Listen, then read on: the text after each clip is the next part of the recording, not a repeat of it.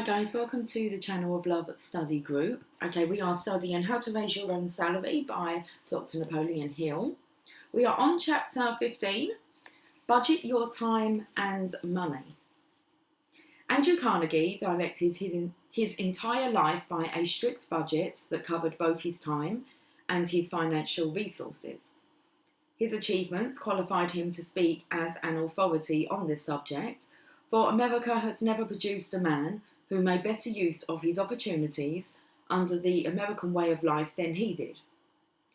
Economic and social conditions have changed greatly since Mr. Carnegie's day, but the principles of personal achievement have not changed. They are the same today as they were when he was working his way up from the bottom to an enviable position, and they will serve as effectively today as they did when he was building his career. Hill. Mr. Carnegie, you have named the budgeting of time as one of the essentials for individual achievement. Will you indicate what methods one should adopt to make the best use of his time? Carnegie, every successful person plans his life as carefully as a successful businessman plans his business. He begins by adopting a definite major purpose, and he follows through by devoting a definite proportion of his time to attaining the object of that purpose. Hill, what proportion of one's time should be devoted to the attainment of his major purpose? Carnegie, to begin with, let us recognise that the average person comes into the world with nothing but time as an asset. Each person has 24 hours of time each day, no more, no less. When a person reaches the age of personal responsibility, he should divide his time into 3 periods. 1 for sleep, 2 for work, and 3 for recreation. The usual distribution of this 24 hours per day period is 1, 8 hours for sleep, 2, 8 hours for work, and 3, 8 hours for recreation. Some people, perhaps a majority of them, find it necessary to work 10 hours per day in order to maintain the present standard of living, while they devote but 6 hours per day to recreation. The average person cannot get along on less than 8 hours of sleep. Hill, which of these 3 periods of the day do you consider to be the most important? Carnegie, that depends altogether on what you consider to be important. Sound health demands at least 8 hours of sleep. An average living under our present standard of living demands at least 8 to 10 hours a day for work. This leaves from 6 to 8 hours a day of free time, which one may use as he pleases, and I would say that it is the most important period of the day as far as personal achievement is concerned, because it provides one with an opportunity to acquire additional education, plan new means of rendering service, and create goodwill. Hill, what about the person who uses this period for none of these purposes, but devotes it entirely to personal pleasure, which in no way brings him additional influence or friends? Carnegie, that person who uses his free time in this manner will never be a success in anything, except by some rare stroke of good fortune which favours him without his own efforts. The sleep period produces no results except that of maintaining sound health. Therefore, one can take no liberties with it, and it holds no seed of opportunity for self-promotion or for the accumulation of material things. The work period requires all of one's thoughts and efforts for specific duties. Therefore, it holds but slight opportunities for extra effort, although one may so use it as to lay the foundation for opportunities by modifying the quality and the quantity of the work he performs. The free time period is just what its name implies, time that one may use as he pleases. Therefore, it is properly called one's opportunity time.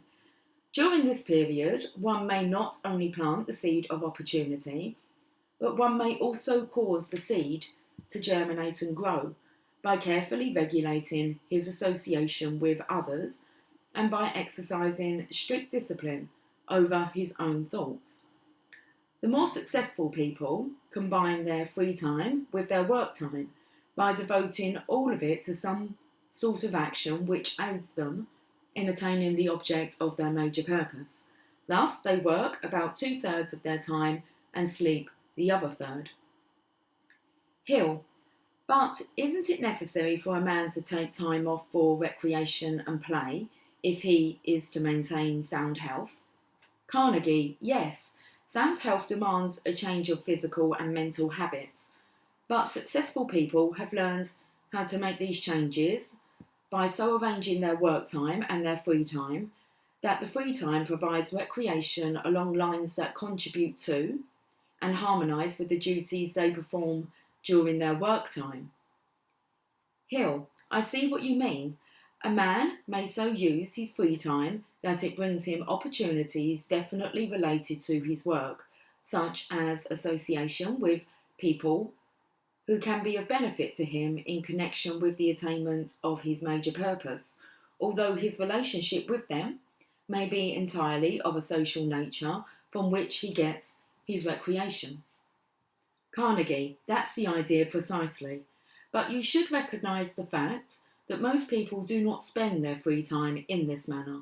They use it for excitement, which too often they mistake for pleasure, and for association with people who influence them by destructive habits, such as drinking and gambling, or people who influence them by just plain laziness.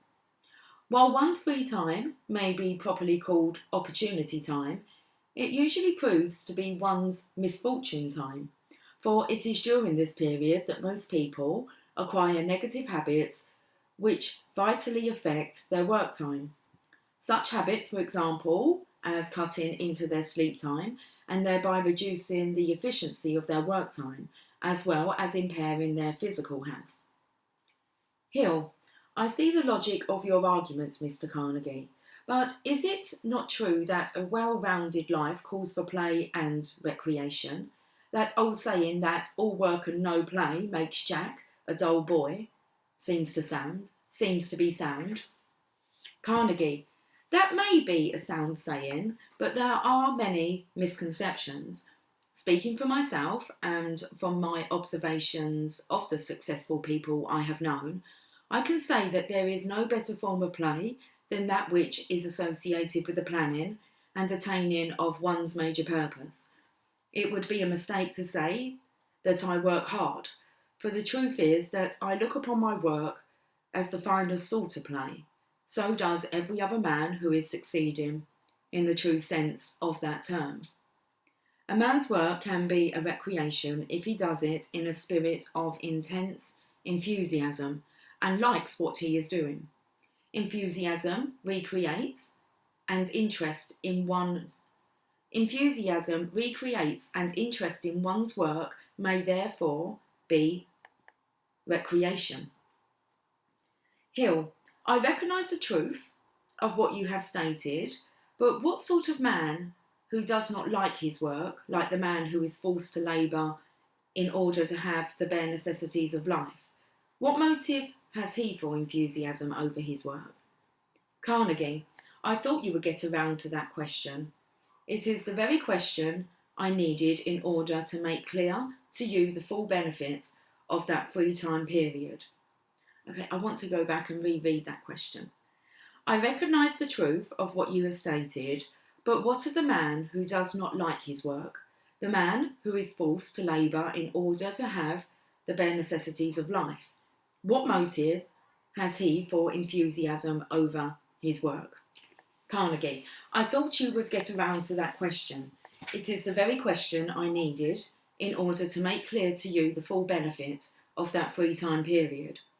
It is true that a man may not always become enthusiastic over the work which yields him nothing but a bare living, but the more he dislikes his work, the more reason he has to take the necessary steps to get out of it into something he likes better. In most cases, his only hope lies in the possibilities of his free time, when he may prepare himself for the sort of work he does like and form alliances with others who can and will aid him in getting into that sort of work. If he wastes his free time in riotous living or idleness, or in association with people who lead him into negative habits, obviously he must remain in the sort of work he does not like. I didn't like the work I was forced to do during my youth. It was hard, and it paid only enough for a bare living of the plainest sort. I got out of that sort of work by using my free time to prepare myself for something better. The preparation consisted of reading, going to school, and especially the formation of friends among a class of people who could be of use to me. It was these very friends, whom I first contacted during my free time, that came to my aid later in life when I needed working capital to enter the steel business.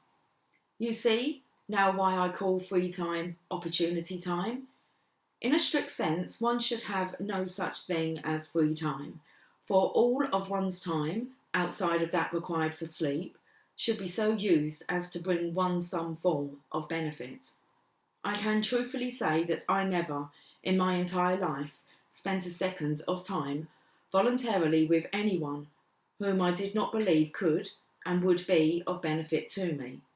Of course, I made the most of my associates, not merely by using them for my own benefit, but by carefully cultivating them and serving them. Hill, but Mr. Carnegie, wouldn't some people consider it selfish for one to cultivate only those whom he desired to use? Carnegie, no matter how one may view this habit, it is an essential for personal achievement. Personally, I see nothing selfish about it, provided one so relates himself to others that he gives as well as receives.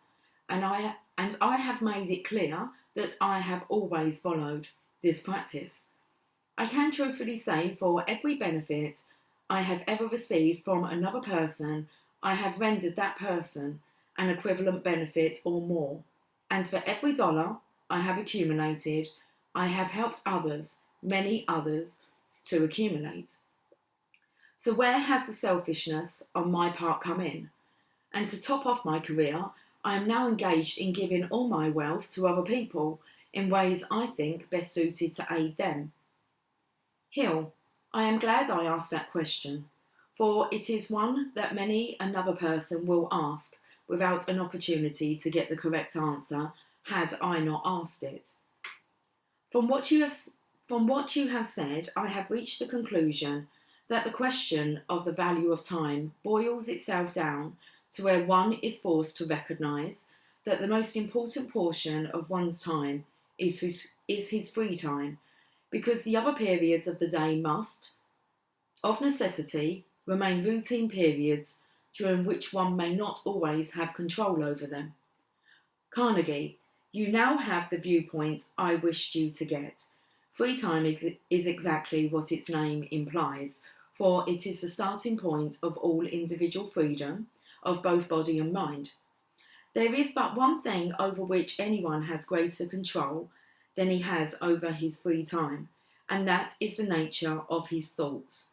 And strangely enough, one's free time is the most favourable of all times for one to organise and direct his thoughts along the lines of his own choice. It provides one with an opportunity to withdraw his thoughts from the pressing obligations of life and direct them to the source of that secret power from within which holds the answer to all human problems. Here, then, is the greatest of all reasons why one should organise his free time and make deliberate, constructive use of it instead of wasting it in association with idlers and those who lack ambition. And I conceive it to be true that the man who organises and guards his free time by a careful choice of associates, far from being a selfish person, thereby demonstrates the utmost of unselfishness, for only in this way can a man become the greatest benefit to himself and to others. If you wish to find the really selfish man, you may find him wasting his time that may belong to his family or his creditors in association with idlers who unwisely believe they are having a good time. You will find the selfish man in the saloons and the gambling dens, or in worse places, in company with those who believe that free time is something a man has a right to waste. Look around, observe people carefully, and the truth of what I have said will become obvious. Selfish men are those who live only for self, and usually they prefer to live their lives in company with others who, likewise, believe in living only for self. I hope I have set you right on this subject, for there is such misunderstanding as to what constitutes selfishness. Unselfishness manifests itself by the respect for and the constructive use of time. Selfishness manifests itself by a wanton disregard of time, one's own and the time of others. No man has the right to live unto himself alone. Civilization places on every man a responsibility to others in one form or another. But too many men wish to benefit by the advantages of civilization without contributing anything to the source of these advantages. That is selfishness in its most malignant form. Or I have totally misinterpreted the meaning of the word selfishness.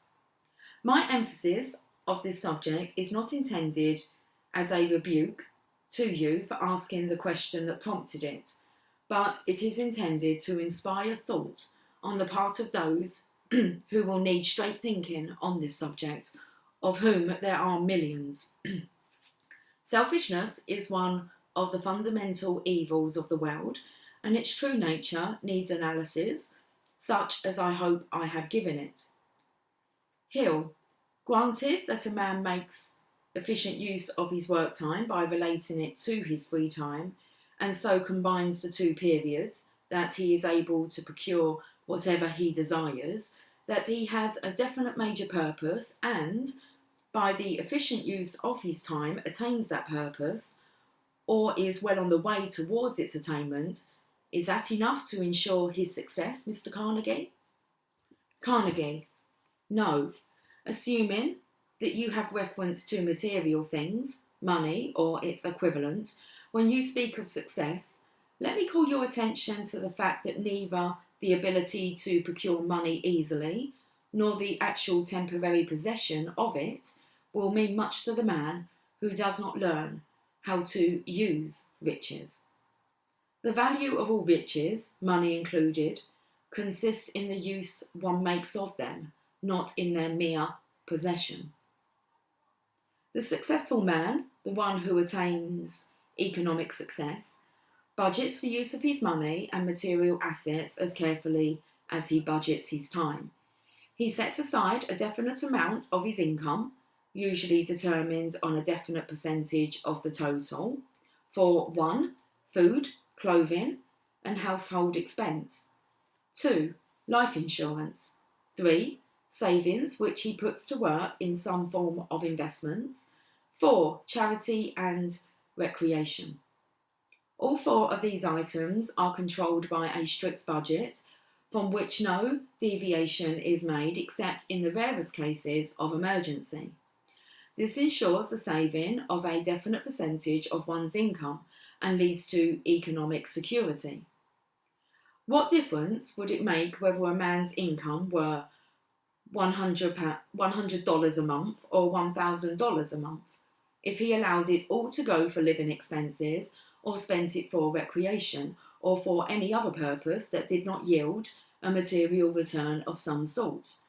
I must tell you, however, that the majority of the American people make this very mistake. No matter how much they earn, it all goes out, in one way or another, because they have no established budget system for saving and properly using a percentage of it. I have known men to receive salary increases, which they promptly spent every cent of it on living expenses. Now, if a man is getting $100 a month, and he receives an increase of $25 a month, under ordinary circumstances, he would save the entire amount of his increase, because if he could get along on $100 a month before the increase, he could get along on the same amount afterward, just as well. Economic security is attained by careful management of one's income, and it calls for strict self-discipline in the matter of spending. The trouble with most Americans is that they have acquired the spending habit during their childhood because of the lack of proper self-discipline on the part of their parents, and this habit has become a sort of mania with them. The habit of saving carries with it just as great a thrill as does the habit of spending, once it has been developed through self-discipline. And need I mention that it is a much more desirable habit. Hill, when you speak of saving,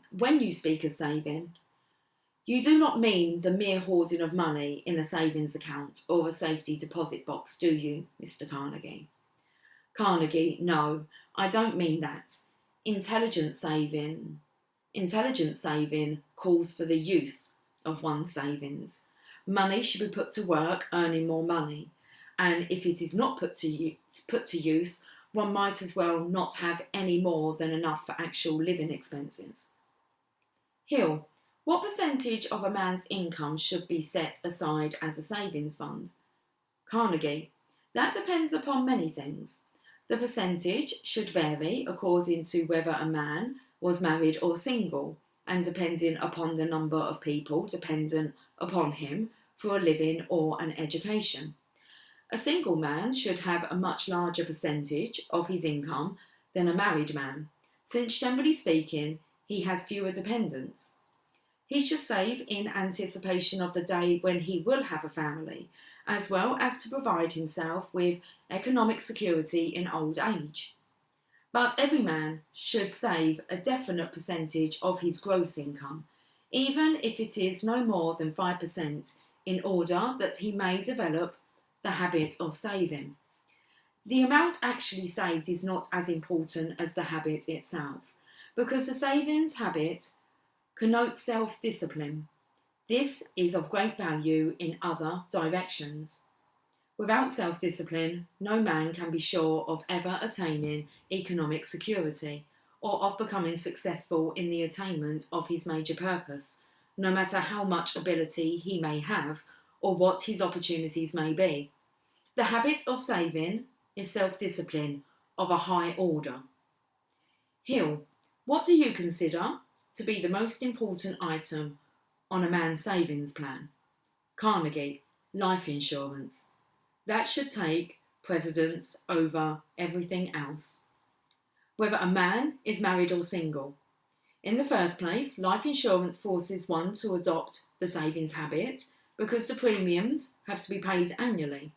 And this is a form of savings which one cannot draw out and spend as easy as if it were placed in a savings bank. It is also a great builder of self-reliance, and it provides one with peace of mind and freedom from worry over what may happen to his dependents if he dies, or to himself in old age.